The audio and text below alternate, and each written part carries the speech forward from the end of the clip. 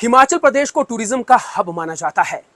लिहाजा हर साल हिमाचल प्रदेश में देश और विदेश से लाखों की संख्या में सैलानी घूमने आते हैं और यहां से सुखद अनुभव लेकर जाते हैं। बात अगर हम लोग अपने पड़ोसी राज्य पंजाब की करें तो पड़ोसी राज्य पंजाब से जब से हिमाचल प्रदेश अलग हुआ है तब से पंजाब हिमाचल प्रदेश को अपना बड़ा भाई मानता है और हिमाचल प्रदेश भी पंजाब को अपने छोटे भाई ही की मानित जो है मान सम्मान देता है। बावजूद इसके कई मर्तबा कुछ ऐसे शरारती तत्व हैं जो कि इन दोनों ही राज्यों के बीच में कायम भाईचारे को तोड़ने का प्रयास करते हैं, लेकिन हर बार वो नाकामयाब रहे हैं। अगर बात हम इस साल की करें तो इस साल के 1-1.5 महीने पहले की जो घटनाएं सामने आई हैं उससे कहीं ना कहीं यही बात जो है वो सामने आ रही है कि इन दोनों ही राज्यों के बीच में कायम भाईचारे को फिर से तोड़ने की कोशिश हो रही है और तनाव को बढ़ाया जा रहा है।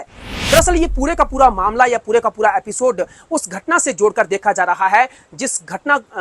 को हम लोग जो हैं वो लगातार दिखाते आए हैं, यानी कि अभी हाल ही में जो लोकसभा के चुनाव हुए थे उनमें से मंडी संसदीय क्षेत्र से जो अभिनेत्री कंगना रनौत सांसद बनकर जो है दिल्ली में पहुंची है, केंद्र में पहुंची है, वो जब दिल्ली जा रही थी तो उनके साथ चंडीगढ़ एयरपोर्ट पर जिस तरह का एपिसोड हुआ, जो थप्पड़कांड हुआ, उसके बाद से जो है कई तरह के मामला जो है वो सामने हुए और बहुत सारे ऐसे लोग जो हैं वो सुनियोजित सोच के साथ जो है वो हिमाचल प्रदेश में घूमने के लिए आए और फिर यहां से जो है उन घटनाओं को जो है उजागर करके अपने प्रदेश में जाकर जो है कुछ अलग ही रंग रूप देकर तनाव को बढ़ाने की कोशिश की।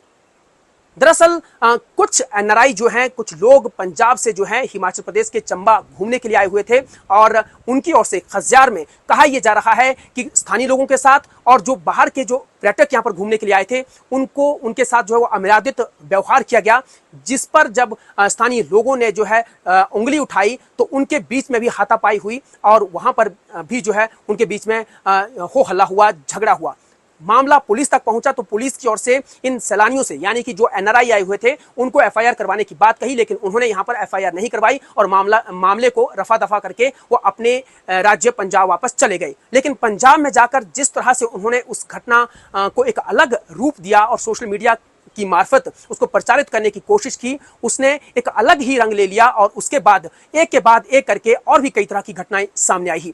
उसके बाद एक घटना नूरपुर में भी सामने आई जहां पर कुछ पंजाब से आए हुए युवकों की ओर से बाहरी राज्यों की गाड़ियों के शीशे तोड़े गए और ये दिखाने की कोशिश की गई कि बाहर से आने वाले जो पर्यटक हैं उनकी गाड़ियों के शीशे हिमाचल प्रदेश में तोड़े जा रहे हैं और उनको प्रताड़ित किया जा रहा है। ठीक इसी तरह से चंडीगढ़ पुलिस का एक एएसआई जो है हिमाचल प्रदेश के ही खजियार में पहुंचता है और वहां पर आकर जो है बीच सड़क में गाड़ी लगाकर हो हल्ला करने की कोशिश करता है और उसमें भी जो है एक अलग ही रंग और रूप देने की कोशिश की गई।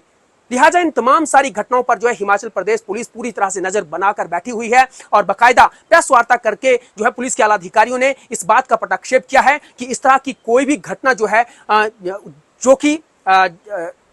इस तरह की कोई भी घटना जो है वो घटित नहीं हो रही है जो कि हिमाचल प्रदेश और पंजाब के बीच में जो है तनाव को बढ़ाए। लेकिन हाँ, कुछ शरारती तत्व जो है वो यहाँ पर आकर इस तरह की नापाक हरकतों को अंजाम देने की कोशिश कर रहे हैं जो कि पूरी तरह से सुनियोजित हैं और दोनों ही के राज्यों के बीच में जो है वो तनाव बढ़ाने की कोशिश हो रही है। लेकिन हिमाचल प्रदेश सरकार जो है इन तमाम सारी बातों को लेकर जो है अलर्ट पर है और हिमाचल प्रदेश के मुखिया सुखविंदर सिंह सुक्खू पहले ही कह चुके हैं कि दोनों ही राज्यों के बीच में जो है अमन और भाईचारा कायम है और बाहर से आने वाले तमाम सैलानियों का वो आदर सत्कार करते हैं, खैर मकदम करते हैं और उनको सुरक्षा भी प्रदान करते हैं। अगर उनके साथ कोई अमर्यादित व्यवहार करता है तो उनके खिलाफ सख्त कार्रवाई जो है वो की जाएगी। अब इन सब बातों के बीच में हिमाचल प्रदेश पर्यटन विकास बोर्ड के चेयरमैन और नगरोटा से विधायक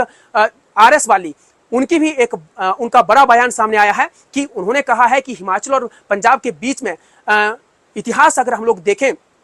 तो कई मरतबा जो है इस तरह की नापाक हरकतें करने की कोशिश जो है वो शरारती तत्वों की ओर से की जाती रही है, लेकिन हमेशा ही वो नाकामयाब रहे हैं, इस बार भी नाकामयाब रहेंगे। लेकिन वो जो है दोनों ही के राज्यों के बीच में जो है आपसी भाईचारा कायम रखने की पूरी कोशिश करेंगे। पहले भी कई बार पंजाब के साथ ऐसी घटनाएं हुई हैं। आज से अनेकों साल पहले हमारी बसें फूंक दी गई थी और जब बसें फूंकी गई थी तो उस टाइम के ट्रांसपोर्ट मिनिस्टर विकास पुरुष श्री GS बाली जी खुद गए थे वहाँ पर और आज भी ऐसी समस्याएं आ रही हैं, चाहे पंजाब वालों के लिए यहाँ पे भी आ रही हैं और वहाँ पे भी आ रही हैं हिमाचल वालों के लिए। मुझे लगता है इस चीज़ को गवर्नमेंट भी बड़ी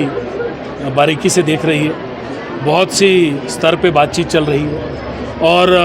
यहाँ पे भी बातचीत चल रही है, वहाँ पे भी चल रही है। और इसमें एक चीज़ और समझनी पड़ेगी कि लड़ाई झगड़े से बचना है और पंजाब और हिमाचल एक दूसरे का बहुत बड़ा हमारा